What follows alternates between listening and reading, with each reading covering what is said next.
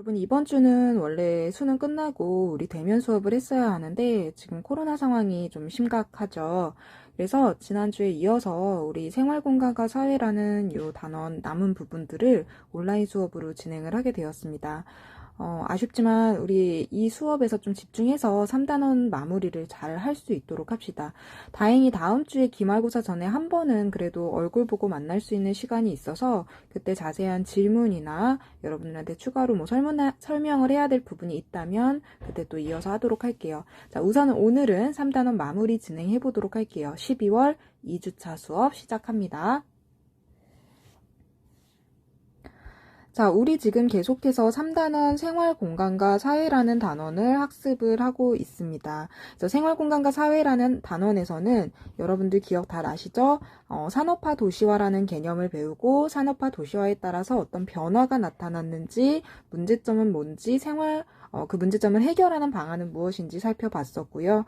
더불어서 교통통신의 발달, 그리고 정보화로 나타난 변화, 문제점, 해결 방안들, 그런 것들을 다 살펴보고 있습니다. 그러니까 우리가 지금 살아가고 있는 우리의 공간들이 어떠한 변화를 겪고 있는가, 거기에서 시작된 내용이에요. 그래서 그 변화에 따라서 그 변화는 우리 삶을 풍요롭게 하고 편리하게 하는 측면이 있어요. 그래서 굉장히 좋은 측면도 있겠지만 긍정적인 측면과 더불어 어떤 문제점을 만들고 그 문제점 때문에 우리가 해결 방안을 모색을 해야 된다라는 이야기들 계속해서 하고 있습니다. 더불어서 내가 살고 있는 지역은 그렇다면 산업화, 도시화, 교통통신, 정보화 이러한 다양한 문제점 혹은 그 이외의 다른 어떤 원인으로 어떤 변화가 일어나고 문제점과 해결 방안은 무엇인지까지 우리는 같이 고민해 보는 게 전체 생활공간과 사회라는 이 단원에서의 핵심 질문입니다. 자, 거의 다 했어요. 거의 다 했는데 우리 못한 부분이 교통통신의 발달과 그 다음에 정보화에서 뒷부분 교과서의 자료 부분 해석 아직 안 했거든요. 그래서 그 부분 오늘 정리하도록 하겠습니다.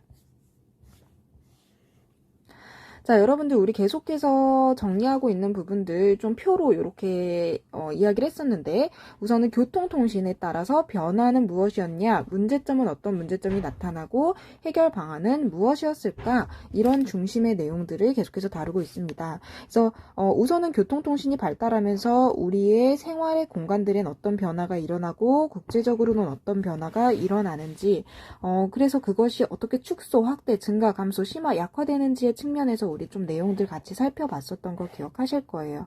그래서 이런 변화들이 나타나서 교통통신이 발달하면 대부분 많은 친구들이 그런 부분을 얘기해 줬어요. 좋은 점만 있을 거라고 생각을 했는데 그런 부분들이 어떤 문제점을 일으키고 있더라. 그래서 어떤 격차의 발생, 지역 격차의 문제라든지 생태환경의 변화의 문제 혹은 그 외래생물종의 전파 같은 그리고 교통량 증가에 따른 어떤 환경의 문제, 교통사고의 문제, 정체의 문제 이런 다양한 문제점들을 일으키더라라는 겁니다.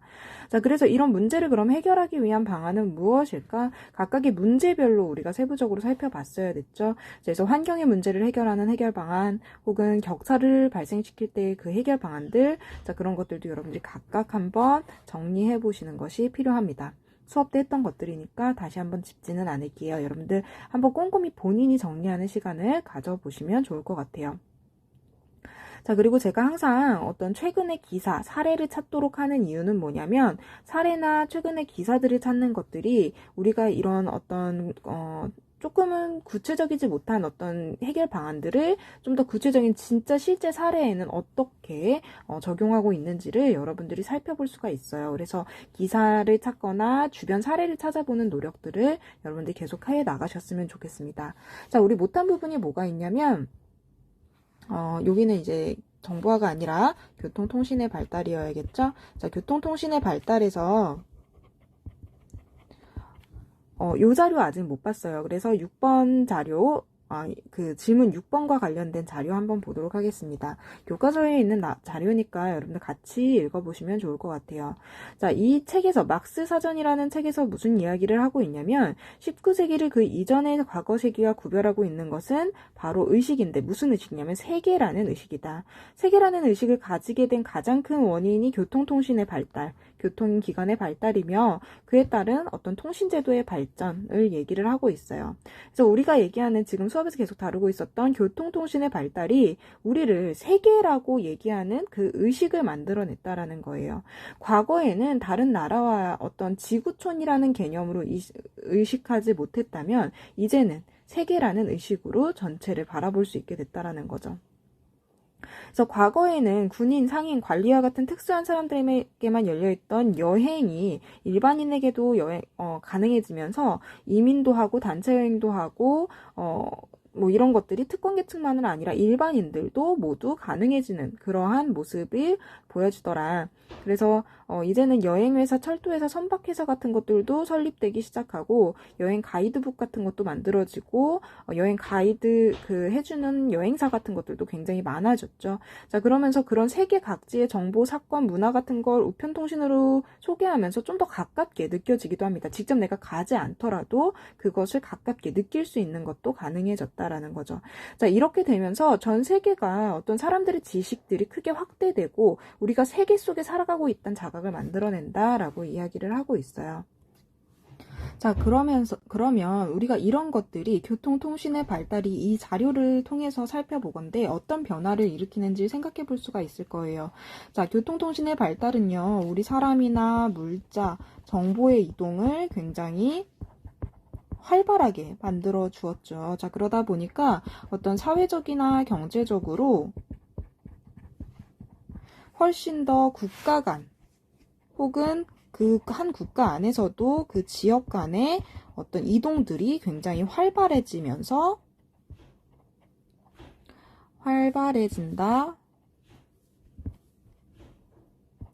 자, 활발해지면서 어떤 상황이 되냐면 상호 간에 점점 더 의존성이 높아지는 모습을 보여주더라.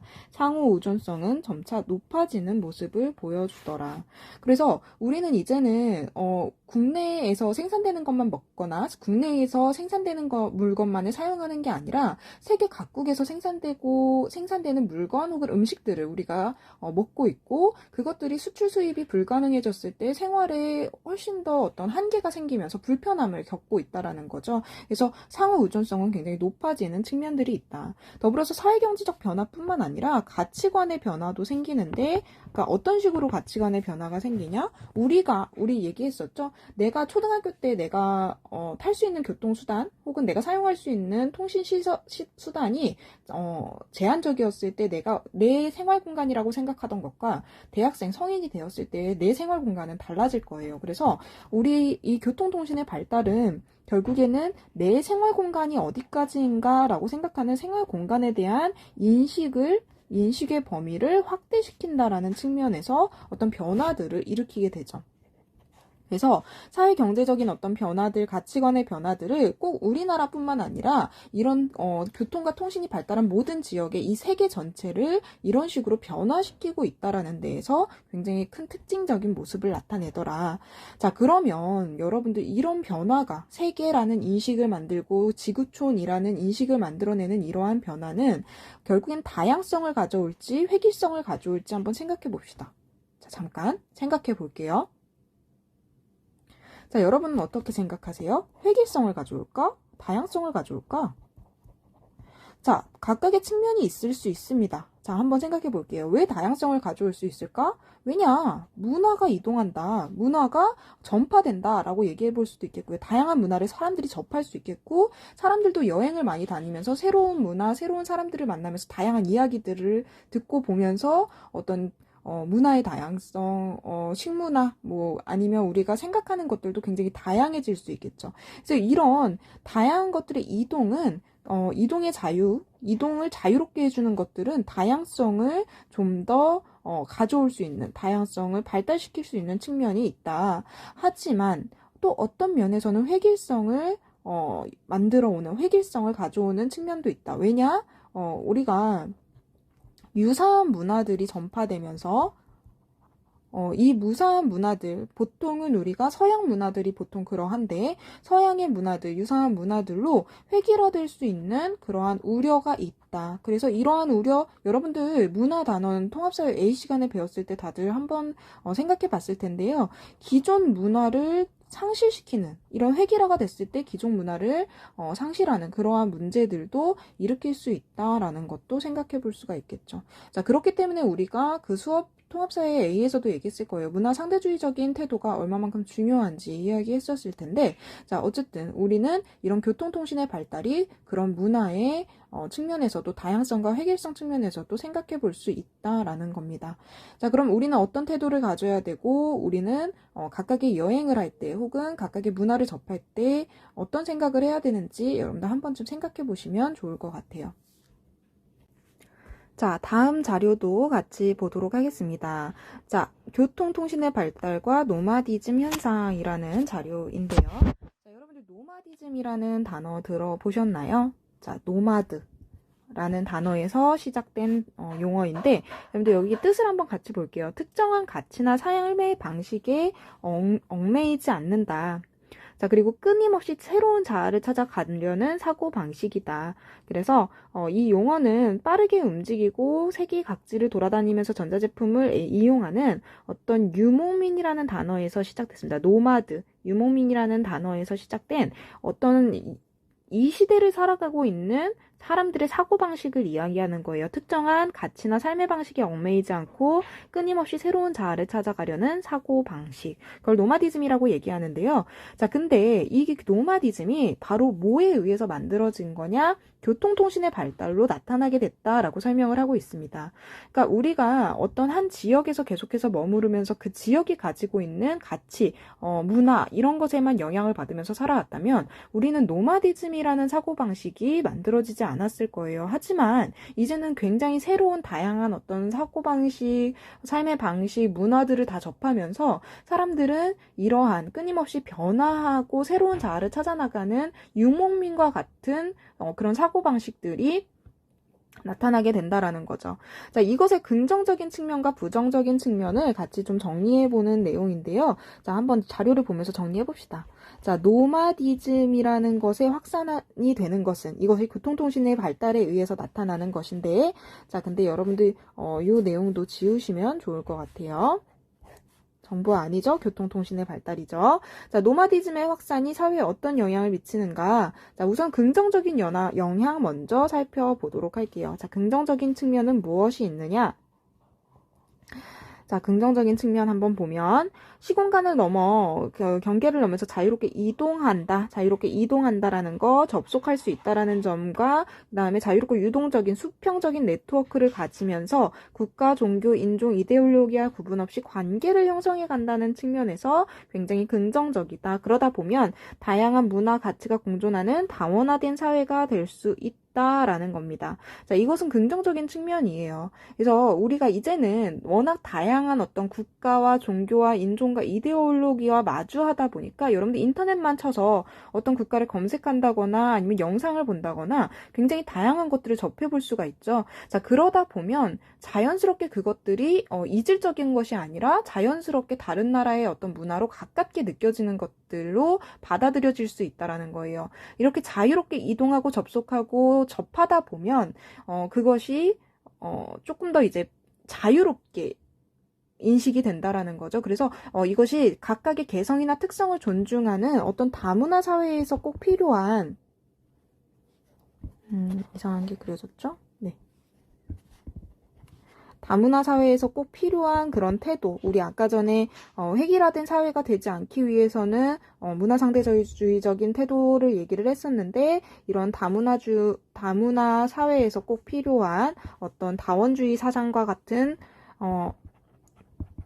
주의와 같은 그런 것들이 발전될 수 있는 그런 모습으로 나타난다. 그리고 그러니까 자유가 강조되고 그리고 유동적인 삶의 모습을 보이고 그것들이 어떤 수평적인 네트워크를 형성하는 데에는 굉장히 긍정적이다라는 것이 우리가 지금 이 노마디즘의 확산의 긍정적인 측면이다라고 얘기할 수 있어요. 그러니까 우리는 점점 편견을 없애고 모두를 수용할 수 있는 그러한 관용적인 태도를 가지게 된다라는 거죠. 자, 이런 영향은 긍정적인 측면일 거예요. 하지만 부정적인 측면도 존재한다라고 설명하고 있죠. 그럼 부정적인 측면은 무엇일까? 같이 보도록 하겠습니다.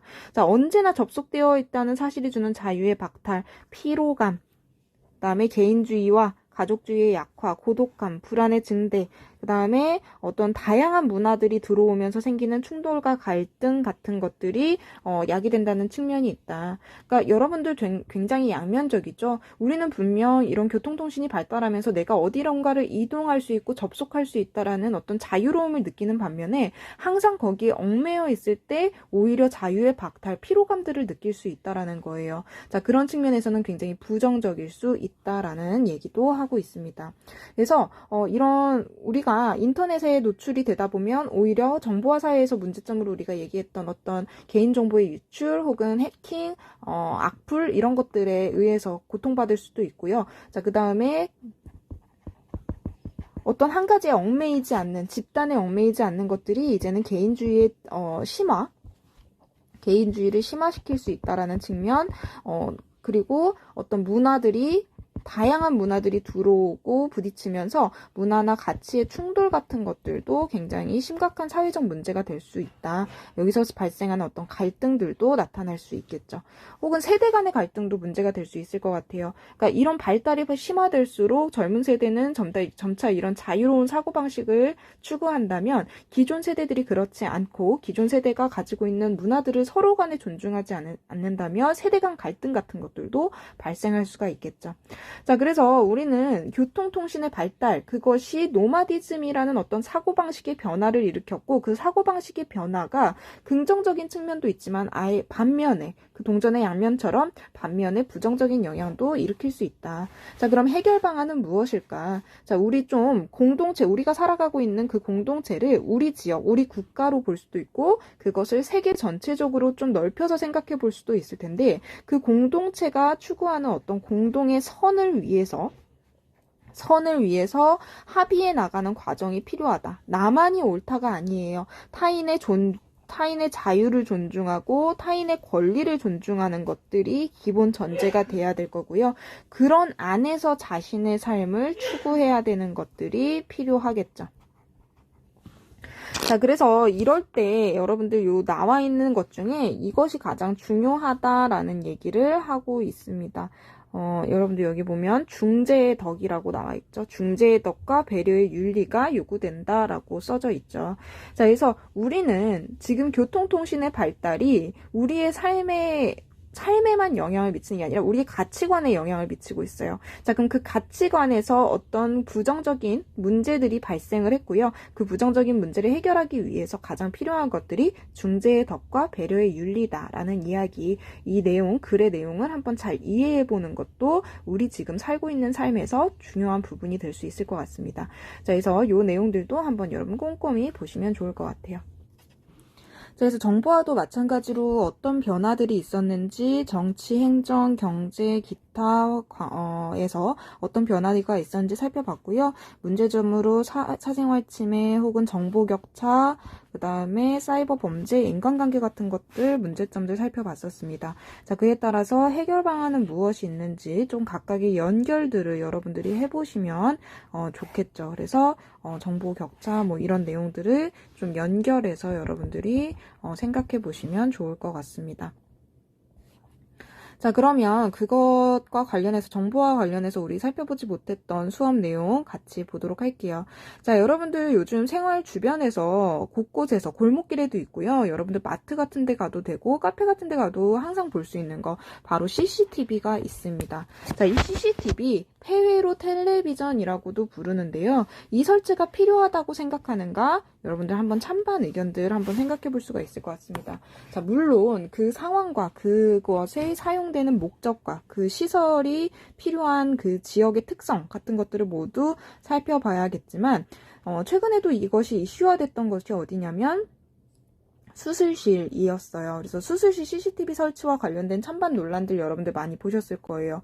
자, 이 논의가 나오게 된 이유가 그 수술실에서 의사가 아닌 사람이 수술을 집도하거나 아니면 의료사고 같은 것들이 일어났을 때 증명할 수 있는 방법이 없는 그런 환자의 입장에서 굉장히 답답한 그런 상황들이 발생하다 보니까 수술실 CCTV가 반드시 필요한 것이 아닌가라는 어떤 찬성 의견들이 많아졌고 그것을 법제화하자라는 주장들이 있었어요. 하지만 그것이 의사들의 집도를 방해한다거나 아니면 그 환자의 그 환자가 수술하는 장면이 어떤 사생활의 침해가 될 수 있다, 혹은 그것의 자료가 해킹될 우려가 있다, 이런 다양한 어떤 반대 의견들로 이게 찬반 의견들이 갈등을 빚었던 것이 최근의 사례입니다. 자, 그럼 여러분들 수술실과 더불어서 여러분들이 살고 있는 어떤 공간에 CCTV를 설치한다라고 했을 때 그것이 필요한지 혹은 필요하지 않은지 반대하는지 각각의 어떤 입장들을 한번 정리해 볼 필요가 있을 것 같아요. 자, 우선은 보통의 이 CCTV를 설치하는 찬성의 목적은 무엇이냐면 보통은 범죄를 예방하는 데 있겠죠. 우리가 골목 같은 데 CCTV 설치하거나 아니면은 어떤 영업장에 CCTV 설치할 때도 범죄가 일어나는 것을 막기 위해서 보통은 CCTV 설치를 하게 됩니다. 혹은 시설의 안전을 위해서 필요하다고 생각되는 경우에 한해서 바로 이 CCTV 설치가 이루어지죠. 하지만 더불어서 이 CCTV 설치를 하면 그 주변에 반대의 의견들이 나오는 건 뭐냐면 사생활을 침해할 수 있다. 항상 같이 이야기가 되죠. 사생활 침해가 발생하고 그것들이 개인의 인권이기 때문에 개인의 자유, 개인의 인권의 보호의 중요성을 강조하게 됩니다. 자, 그러면서 이 CCTV를 만약에 해킹하거나 악용하게 되면 감시하는 데 사용되거나 통제하는 데 사용된다라는 악용의 우려성 도 얘기할 수 있겠고요. 아까 얘기했던 해킹을 통한 유출의 위험성도 있을 수 있겠죠. 자, 그래서 여러분들 우리가 때때로는 이런 CCTV가 너무 많이 설치되어 있는 경우에 우리가 어디로 이동해서 오늘 무엇을 했는지를 정부가 맘만 먹으면 그걸 다 볼 수도 있다라고 얘기를 할 정도로 우리의 지금 많은 공간에 CCTV들이 설치가 되어 있어요. 자, 이것이 악용될 우려가 있다라는 거죠. 자, 그러면 우리는 어느 공간에 어떤 목적하에 어떤 활용의 범위 안에서만 CCTV를 설치하고 활용할 것인지 그 한계를 규정할 필요성, 그런 것들을 법률로 규정하는 것들 현재도 있지만 그것을 촘촘하게 만들어 나갈 필요성들이 현재 있을 것 같습니다. 그리고 정부가 그것을 감시나 통제에 악용하지 못하게 하는 그러한 것들을 좀 법률로 명확하게 규정하는 것들이 필요하다라는 거죠. 자, 그래서 이런 것들도 우리가 정보화 사회에서 꼭 한번은 생각해 볼 내용일 것 같습니다. CCTV와 관련된 내용들. 자, 그 다음에 사이버 범죄와 관련된 내용도 같이 한번 볼 필요성이 있어요. 자, 최근에 가상 공간이 확대되면서 누구나 쉽게 이런 가상 공간을 활용하면서 범죄가 늘어나고 있다라고 얘기를 해요. 자, 그러면서 이동통신 응용 프로그램들을 설치하면서 인터넷으로 거래하기 전에 상대방의 그 계좌번호, 휴대전화에 있는 정보들을 미리 검증하면서 어떤 사기를 예방할 수도 있는데, 자, 근데도 많은 어떤 사기들, 범죄들이 발생을 하고 있다. 그 종류들을 여기 쭉 설명이 되어 있는데요. 자, 여러분들 정보통신망 이용 범죄, 불법 콘텐츠 범죄 같은 것들 한번 보시면 2014년도부터 2015년도까지 굉장히 많이 증가하는 모습 볼 수 있어요. 그 중에서도 지금 보면 인터넷 사기라든지 사이버 명예훼손 모욕 같은 것들이 굉장히 크게 증가하는 모습들 볼 수 있죠.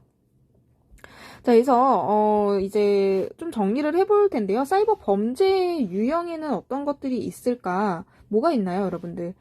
스미싱이라는 거 들어보셨어요? 자, 스미싱이라는 거 뭐냐면 문자 결제 시스템을 이용해서 사기를 치는 걸 얘기를 해요. 그래서 그러니까 여러분들 문자로 어떤 내용들 받아보셨을 거예요.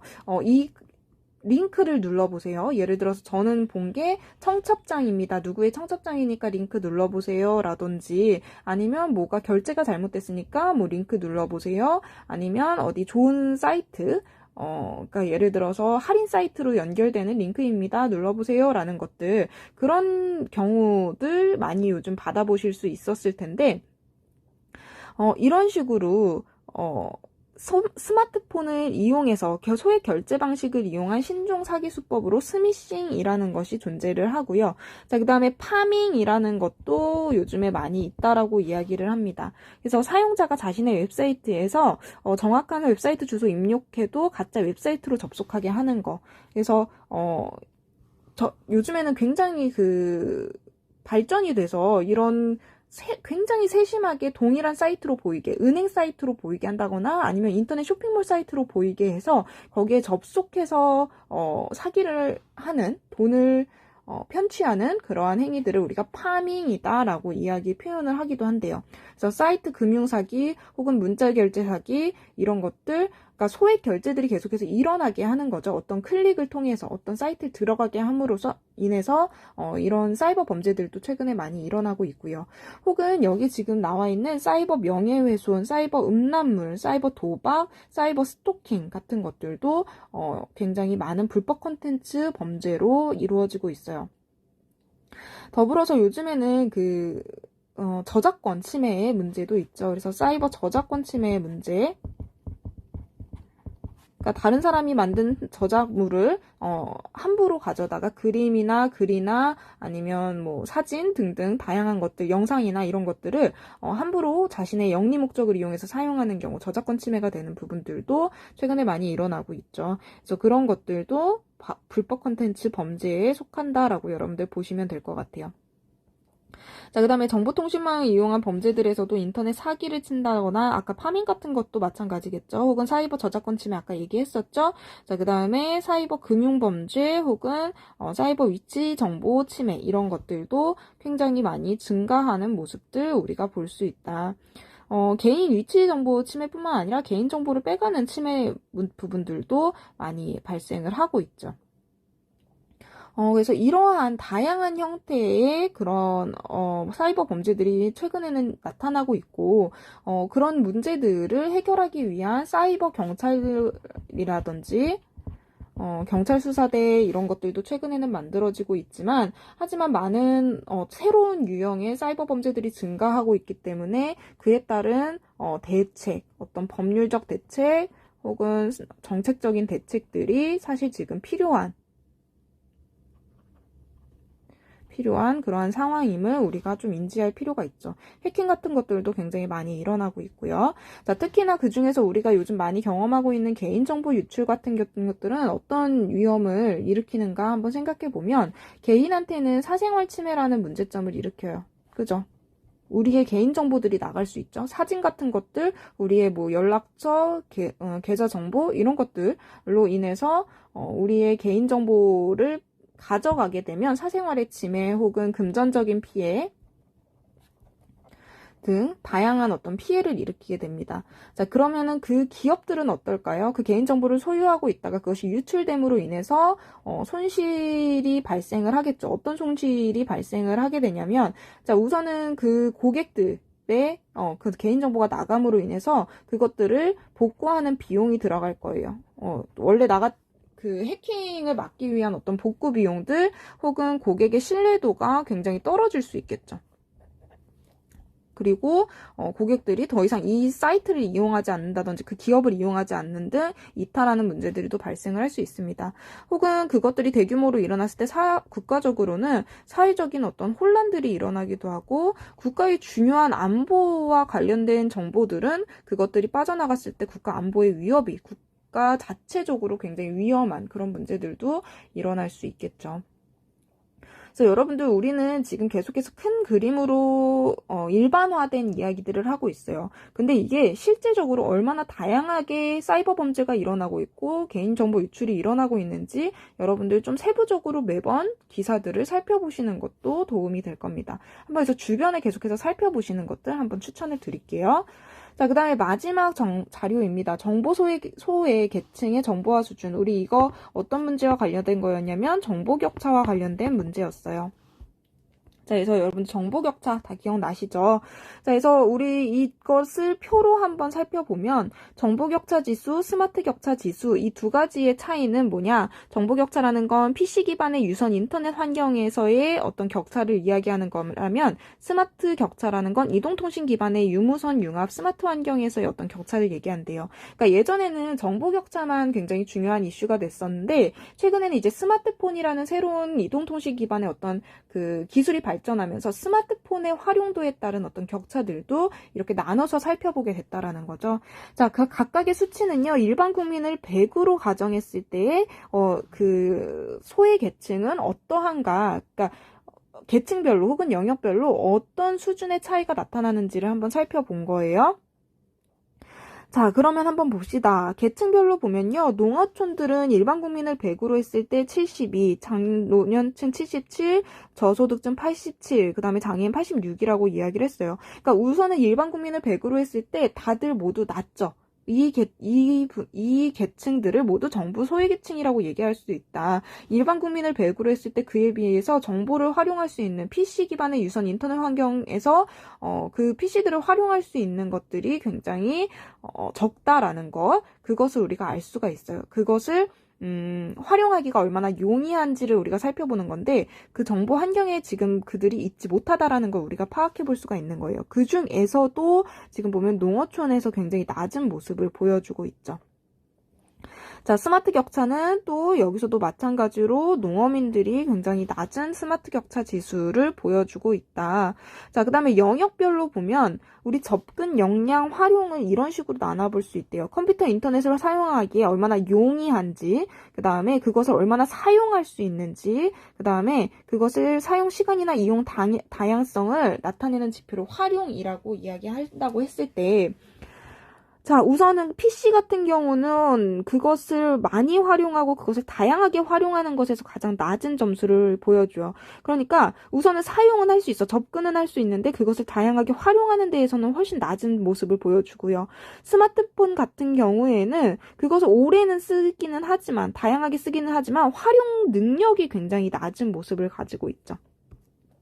자, 이랬을 때 우리는 어떠한 노력들을 해볼 수 있냐. 자, 우선은 농어촌에 대해서는 좀 더 그것들을 지원하는 환경 자체가 환경 자체가 갖추어지지 않은 경우에 그 스마트 기기 혹은 PC 기기들의 환경을 조성해주는 노력들이 필요할 것 같고요.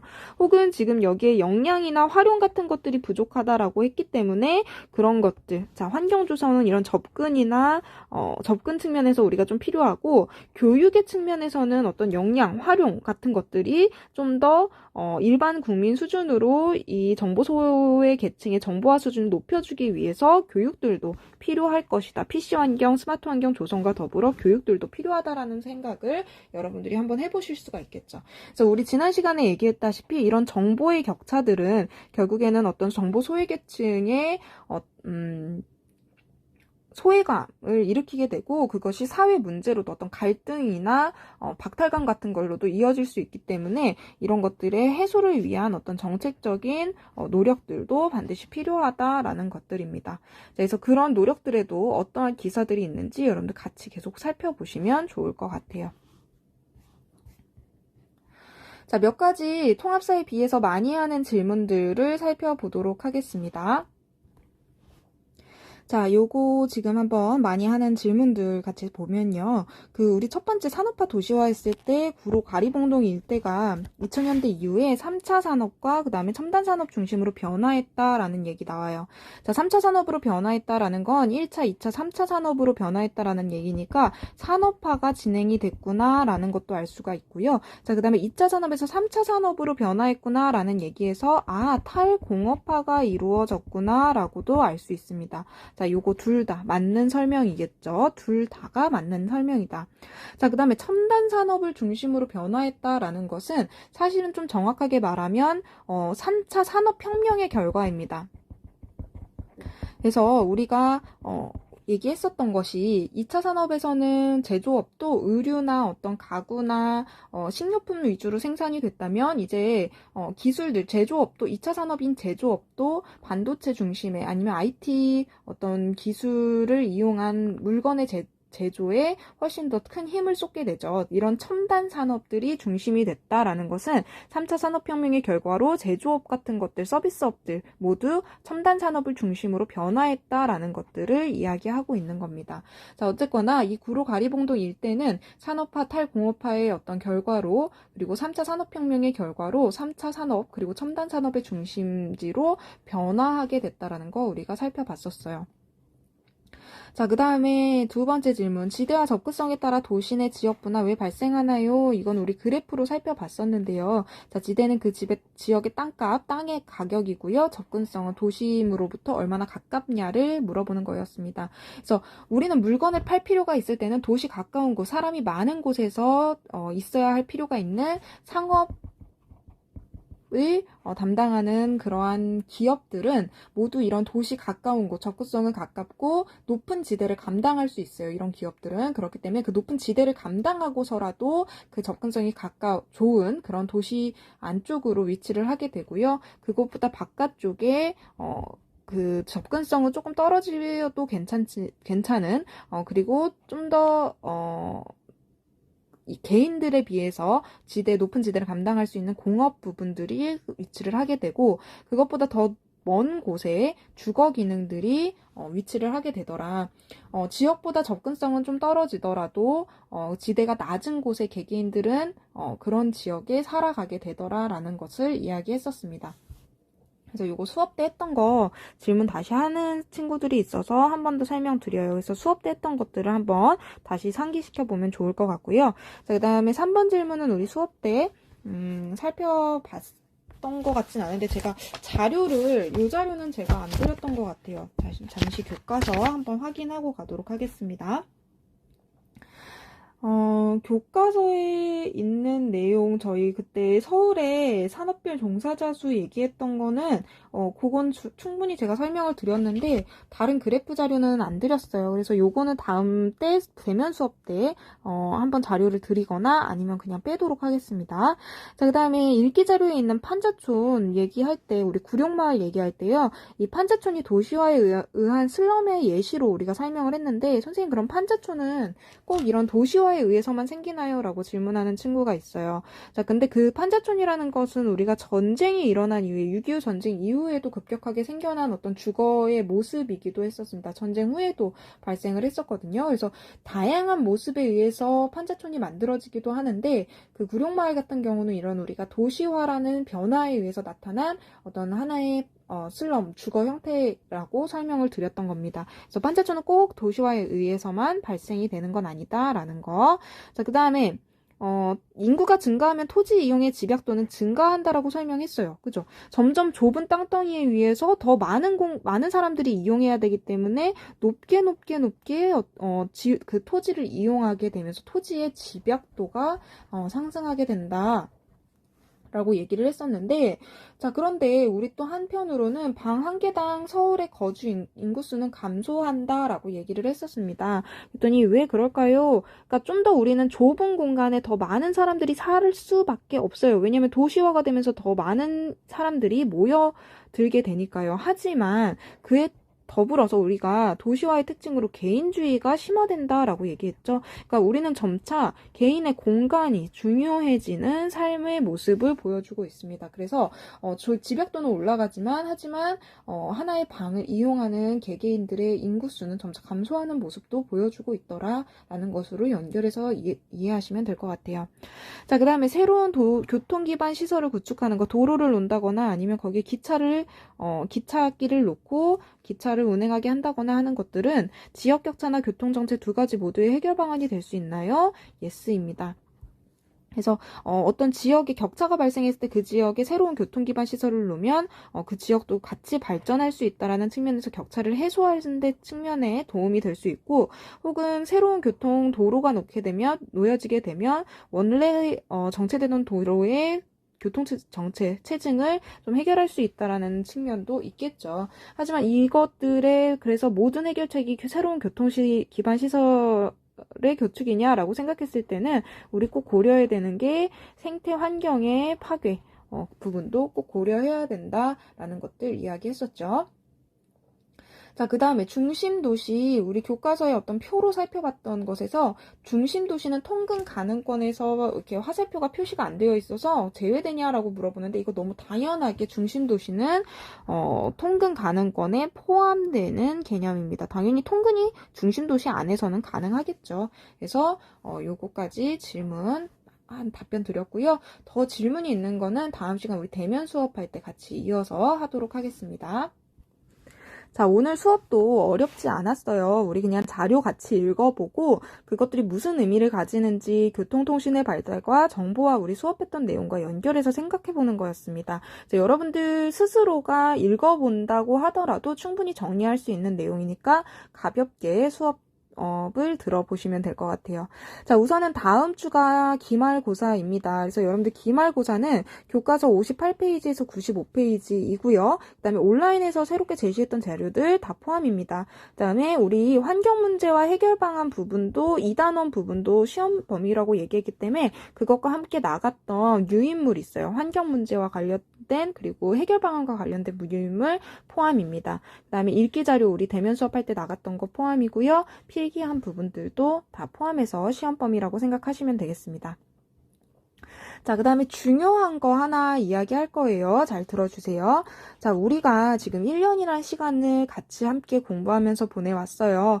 자, 통합사회 이제 마무리 단계거든요. 그래서 1단원에서 4단원 우리 기억나시나요? 통합적 관점, 행복, 인권, 자연환경, 그 다음에 생활공간과 변화라는 이 마지막 단원까지 굉장히 많은 내용들을 다뤄왔었습니다.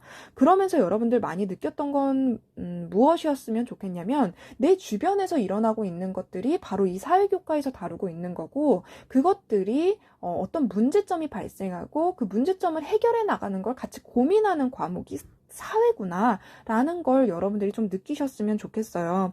자, 그래서 우리 마지막 마무리 단계 이 부분이 왜 중요하냐면 제가 앞으로 이제 학생부 생활기록부를 작성을 할 때 여러분이 그동안 공부했던 내용들을 제가 지켜본 부분에 대해서 작성을 할 텐데 거기에 이제 참고 내용이 될 수 있는 것들에 대한 질문입니다. 그래서 여러분들 이 내용 보면 우선은 1년 동안 여러분들 통합사회 수업 내용 다 한번 돌이켜보세요. 행복부터 인권, 1학기 때 했던 것들도 다 돌이켜보면서 내 진로 희망 전공과 진로와 연결해서 제일 유의미했던 것들이 무엇이었는지 한번 찾아보세요. 그리고 그것이 왜 자신한테 유의미한지 그것을 구체적으로 한번 적어보시면 좋겠어요. 만약 희망 전공 없으면 가장 그냥 유의미했던 자기가 가장 흥미로웠던 학습 내용이 뭐였는지를 한번 제시해서 설명해 주시면 좋을 것 같아요. 뭐가 여러분한테 가장 의미가 있었는지 한번 돌이켜보고 작성해 보시면 좋을 것 같습니다. 자, 그 다음에 여러분이 스스로 한번 노력했던 게 뭐였는지 이거는 제가 관찰한 내용들을 기재를 할 텐데 그와 분들이 작성